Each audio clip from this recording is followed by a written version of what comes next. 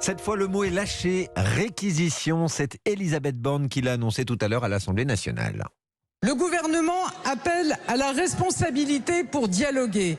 Un désaccord salarial ne justifie pas de bloquer le pays.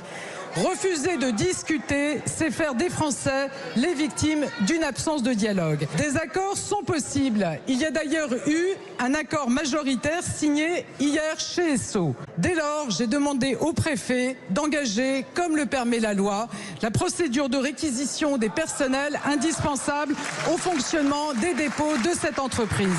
La première ministre qui annonce donc la réquisition des personnels des dépôts de carburant du groupe Esso. Ça veut dire concrètement qu'ils devront reprendre leur poste pour permettre l'approvisionnement des stations-service. Alexandre Chauveau, c'est donc un pas important qui vient d'être franchi. Oui, accusée dans l'hémicycle par Éric Ciotti de ne plus gouverner, Elisabeth Borne a cette fois-ci durci le ton. Le gouvernement tente d'affirmer son autorité et de combler son retard à l'allumage. Retard que concèdent d'ailleurs certains conseillers en privé.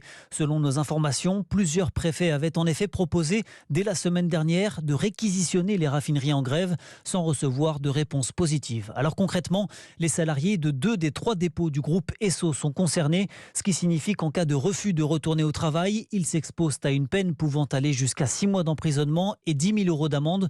Une peine qui pourrait malgré tout être contournée par les employés s'ils venaient à se mettre en arrêt maladie. C'est précisément l'hypothèse que redoute le gouvernement qui ferait alors une démonstration d'impuissance, même si l'exécutif pourrait abattre une dernière carte, le recours aux forces de l'ordre sur décision de la Première ministre, au titre, je cite, de la satisfaction des besoins vitaux de la population.